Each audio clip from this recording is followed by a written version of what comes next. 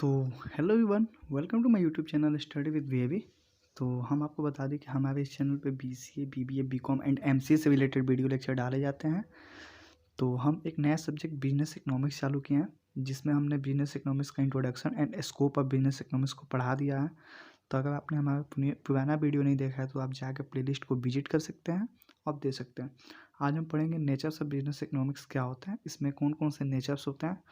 तो बस हम की पॉइंट डिस्कस करेंगे, इसको आप डिस्क्राइब करके अपने लैंग्वेज में आप लिख सकते हैं। तो पहला क्या होता है, नेचर्स क्या होता है, मतलब वो कौन कौन सी चीज़ फीचर्स हैं जो इम्पोर्टेंट है बिजनेस इकोनॉमिक्स से रिलेटेड, वो सबको डिस्कस करेंगे। तो फर्स्ट जो है आर्ट एंड साइंस। बिजनेस एक आर्ट है, एक कला है, जिसमें हम बिजनेस की थ्योरीज को अप्लाई करके अपने बिजनेस को ज़्यादा प्रॉफिटेबल बनाते हैं और अपने प्रॉफिट ज़्यादा अर्न करते हैं और अपने ऑब्जेक्टिव्स को अचीव करते हैं। सब एक आर्ट्स है बिजनेस इकोनॉमिक्स का। दूसरा हमारा है माइक्रो इकोनॉमिक्स। बिजनेस इकोनॉमिक्स का ही पार्ट माइक्रो इकोनॉमिक्स होता है, इसको भी आप नेचर्स ऑफ बिजनेस इकोनॉमिक्स में लिख सकते हैं। तीसरा है प्रोग्रामेटिक होता है। चौथा है management oriented. Business economics management oriented क्यों होता है? क्योंकि इसमें मैनेजमेंट के प्रिंसिपल्स एंड रूल्स अप्लाई होते हैं, जिसमें हर एक काम एक प्रॉपर मैनेजमेंट के फॉर्म में होता है। फॉर एग्जांपल, अगर आपको कोई प्रोडक्ट बनाना है बिजनेस के लिए, तो आप सबसे पहले उसका प्लानिंग करेंगे, फिर उसका ऑर्गेनाइजेशन करेंगे, उसके बाद स्टाफ आप ढूंढेंगे, ठीक है। उसके बाद उसको मैन्युफैक्चर करेंगे, फिर उसको मार्केट में उतारेंगे।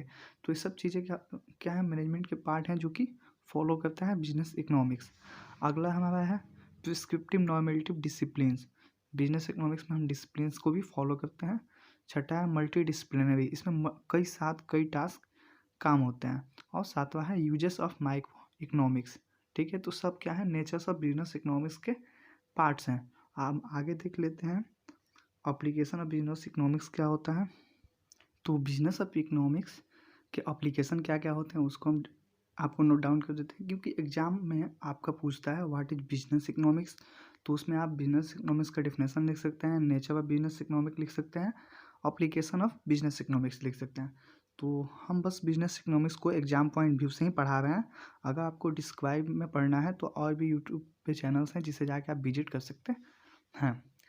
तो पहला है हमारा application demand and pricing analysis.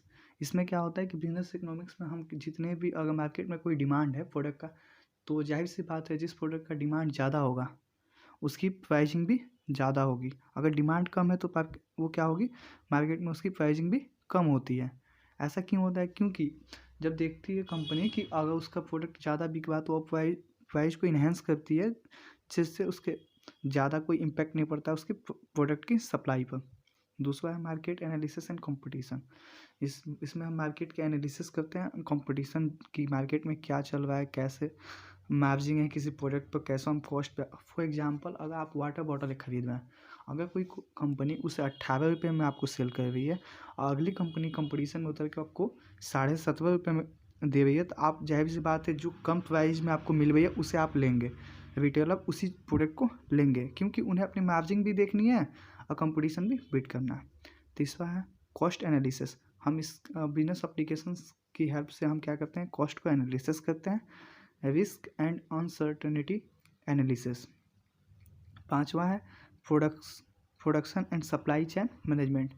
ऐसा, इसका मतलब ये हुआ कि ऐसा नहीं होता कि आप बस प्रोडक्शन कर दिए, प्रोडक्शन करके आप उसका अच्छे से ना मैनेजमेंट कर पा रहे हैं प्रोडक्ट का, ना ही उसको सप्लाई कर पा रहे हैं, तो इससे क्या होगी, आपकी जो भी प्रोडक्ट है वो ख़राब हो जाएगा। फॉर एग्जांपल, आपने एक प्रोडक्ट बनाया, अगर उसका आपने पर्टिकुलरली सप्लाई चेन को नहीं फॉलो किया, जिससे अगर एक प्रोडक्ट को हमें दूसरी जगह पहुंचाना है, तो एक क्या होता है कि फॉर एग्जांपल एक बड़े रिटेलर से एक छोटे रिटेलर के पास भेजना है, तो कैसे होगा, किसी कंपनी से होकर पहले बड़े रिटेलर को जाएगा प्रोडक्ट, उसके बाद उससे छोटे रिटेलर को जाएगा। तो ये क्या करता है, प्रॉपर चैन को फॉलो करता है, जिसे हम सप्लाई चैन मैनेजमेंट कहते हैं।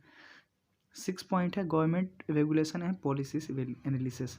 इसमें क्या होता है, गवर्नमेंट के कुछ रूल्स एंड रेगुलेशन होते हैं जिसे हम फॉलो करना पड़ता है हर एक ऑर्गेनाइजेशन को, ताकि ज़्यादा इन्वायरमेंट को डैमेज ना पहुँचे और ज़्यादा वो चीज़ों को प्रदूषित ना करें। अगला पॉइंट है इन्वेस्टमेंट एनालिसिस। इसमें हमें पता चलता है कि कहाँ कहाँ कंपनी ने इन्वेस्टमेंट कर रखा, उस सब चीज़ की हम एनालिसिस निकालते हैं। तो आई होप आपको nature of business economics and application of business economics समझ में आया होगा, तो आप इसकी पॉइंट को नोट डाउन कर सकते हैं और एग्जाम में इसे लिख सकते हैं। तो मिलते हैं एक नए वीडियो के साथ। Thanks for watching my YouTube channel. Bye bye.